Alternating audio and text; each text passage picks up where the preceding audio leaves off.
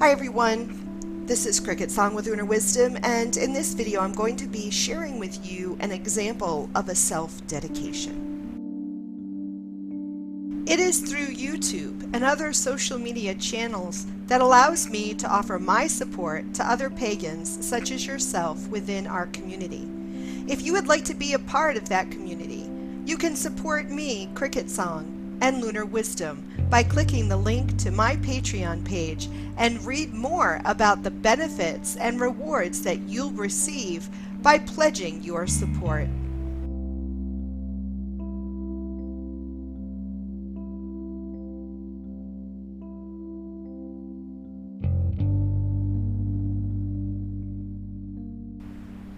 Okay, so I wanted to share with you an example of a self-dedication.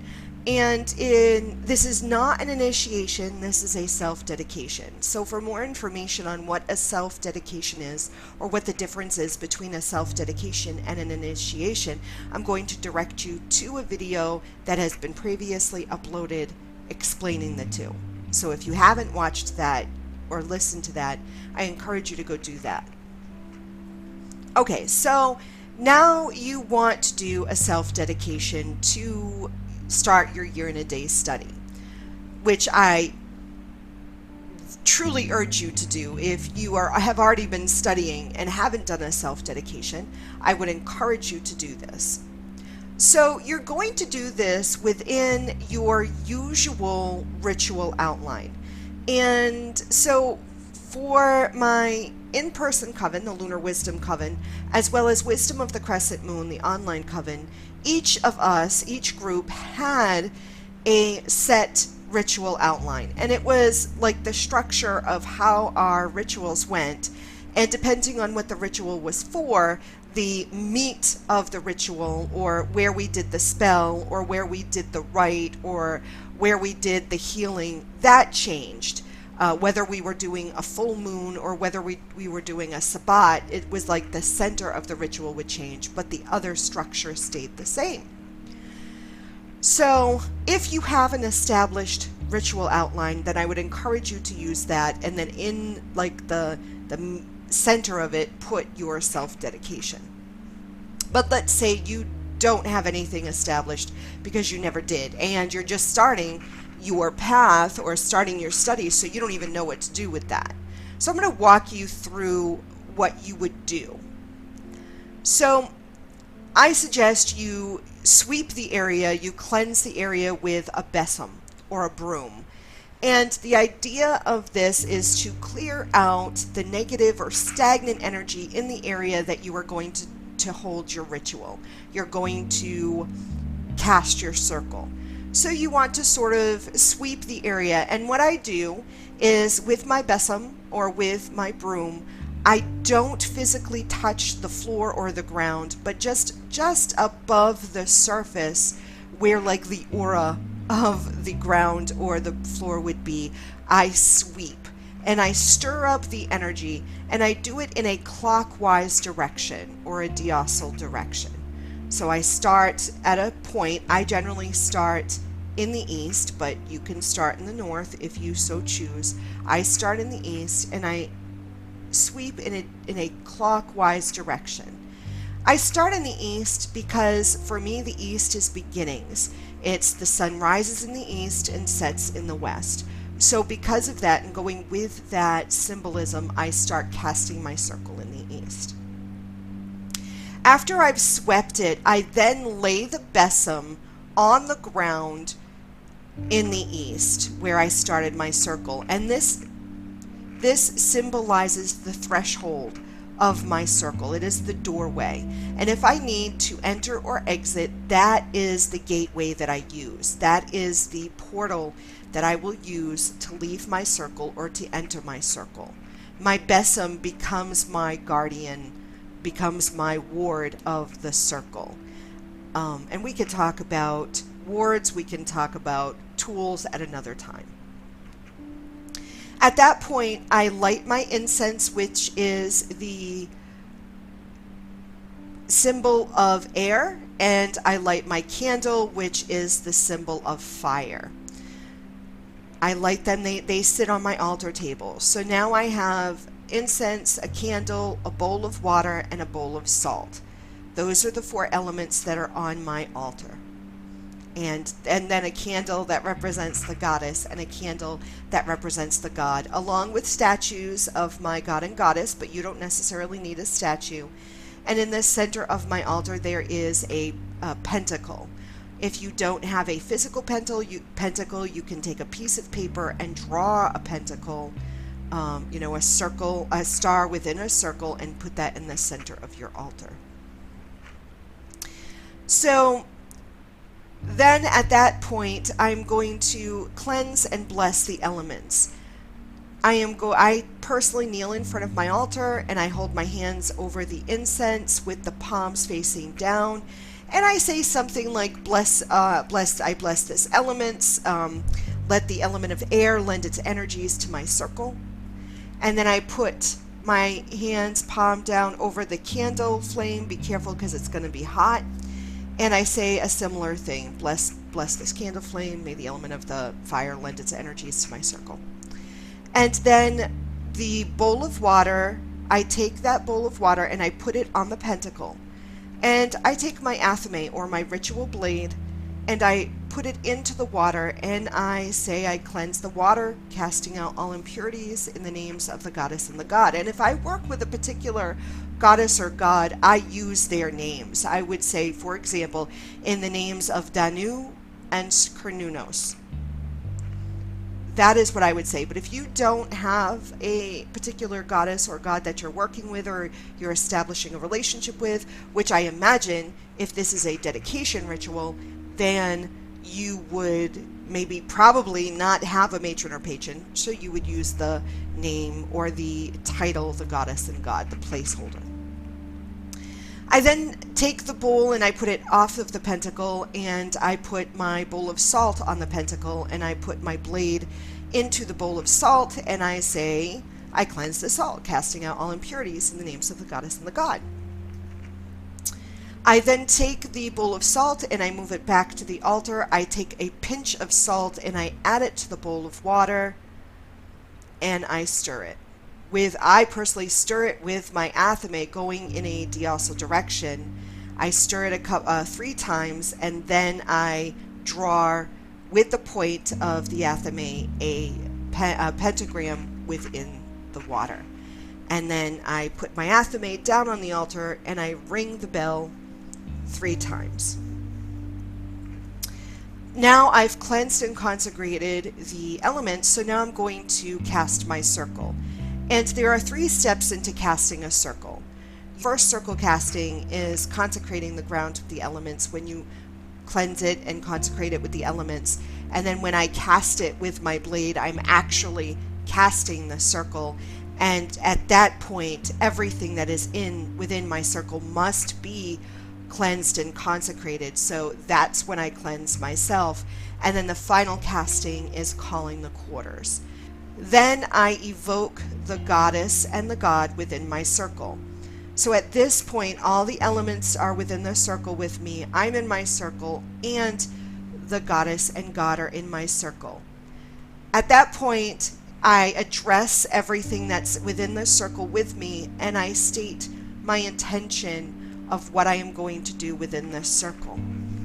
Will keep me focused on what I'm going to do, so I don't get distracted by other things. So at this point, what I generally suggest you do is you make some sort of statement, like, I stand here in this circle in perfect love and in perfect trust. I am going to, in the next year, dedicate myself to study Wicca and the craft. And I understand that that not everyone is meant to be a witch. And I understand that as I go through this, I will or may be transformed, and it will change my life in ways that I can't even imagine. And I go on with whatever vow or whatever promises that you feel is important to establish this relationship, because this moment is truly your first moment. It's your introduction, it's your first impression that you're making upon these energies that you've brought into your circle. And even if you feel like the energies are not in the circle with you because this is the first circle you've ever cast, you're not sure you're doing it right, it may not. The elements, the guardians, they may not have come into your circle. They might not have. But don't get caught up in that. Understand that even if they have not entered your circle with you, because maybe you didn't even cast a circle, you just sort of went through the motions because you don't know how. The idea that you attempted it, it's the idea that you put some intention into it, they're going to take notice, is my belief. That even if you were not successful in the circle casting, you weren't successful in the evocation process, instead of them being in the space with you, they're still watching you, kind of, that idea. And while you're standing there in this particular time, holding that intention, I suggest you say it out loud. The reason why, and my logic behind this, is that if everything first starts as a thought, everything, until you manifest that thought into the physical, it remains a thought. And this is the idea that a lot of people have trouble saying I love you to someone that they love for the first time, because they may feel it and they may think it, and until it is said, that's when it becomes real. Because once you vocalize it, you can't take it back. That's the same logic I use here. That you may be thinking these words and you may feel these words, but until you physically say the words, you vocalize the words, they do not become manifested in the physical realm. So calling your quarters, evoking the goddess and God, saying, all the blessings and the cleansings of the elements, it's important that you say it. And these vows that you're taking during your dedication, your self-dedication, it is important that you say it out loud. So if you are embarrassed about doing this because other people may hear you, then reserve this for a time that you know you'll be alone and you don't have to worry about being heard. If this means what it should mean to you, then you will find the time to do this. Making excuses why you can't say it out loud is just that. You're making excuses. If this is important to you, if this is what you feel called to do, if this is the way of life that you want to lead, then don't do your self-dedication until you can do it when you're alone. I also suggest that when you're doing these vows that you have some kind of token. This token is a physical representation of the verbal vows and promises and the oaths that you've made at this dedication.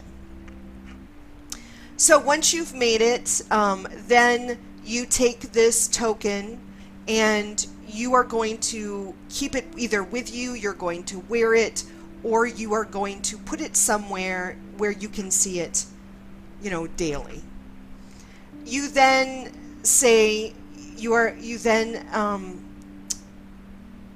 sort of say thank you to the powers and the spirits and the guardians of the east, south, west, and north for witnessing this. And then I suggest you go to each of the quarters and you say something to each of the quarters. So you go to the east and you say something like powers and spirits and guardians of the east, and state your name, ask you to witness this pledge and to bless my year and a day exploration of Wicca and the craft. Something like that. And you do that at each of the quarters. So now, even if the elementals or the elements or the powers of the elements are not within the circle with you, you're actually addressing each of the quarters. Saying, hey, it's me. I'm doing this. I am dedicating myself to this.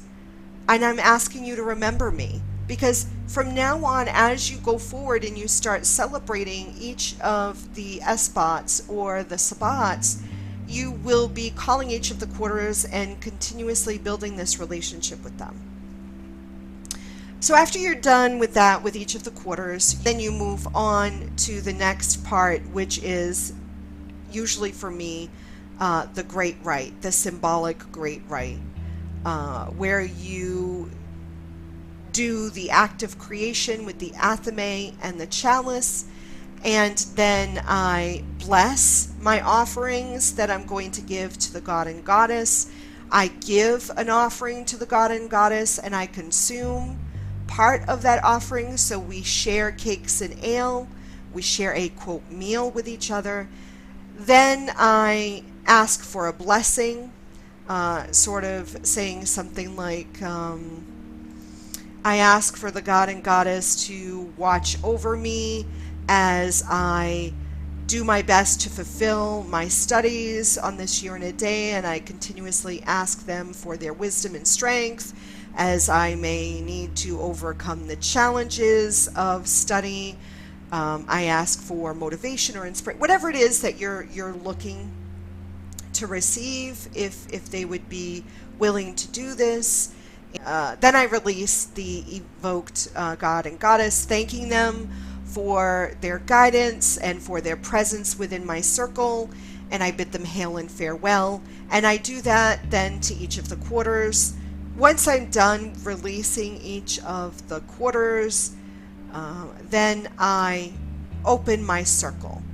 I release the circle. So I walk in reverse, counterclockwise, which is Windishins. I start in the east and I walk counterclockwise and I open the circle. And I like to say, the circle is open but unbroken. May the peace of the goddess and the blessings of the great God be held in my heart as I part. And I state that the ritual is closed. So has it been said, so has it been done, so mote it be. And that would be the end of the dedication, the self-dedication ritual.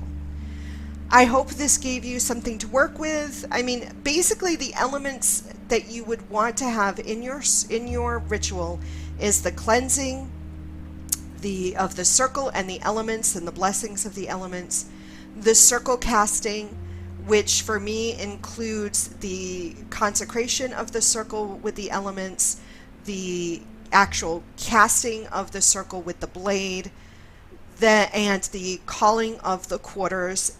Consecrating myself is important as well.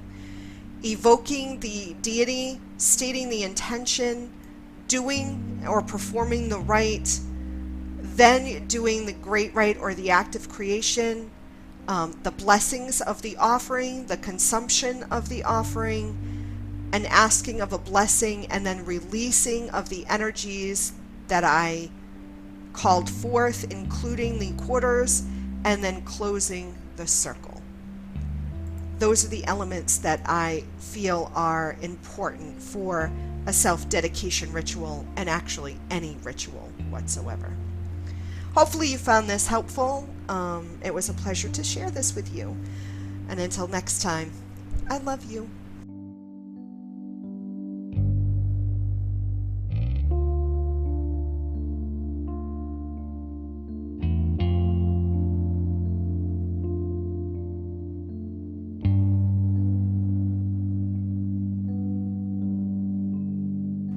If you enjoyed this video, please share it with your friends on Facebook, Twitter, Instagram, or any other social media platform. Don't forget to subscribe to my channel. This way you won't miss any of my newly uploaded videos. Be sure to connect with me on Facebook through my CricketSong fan page or my Lunar Wisdom business page. And you can always find me on my website at www.lunarwisdom.net.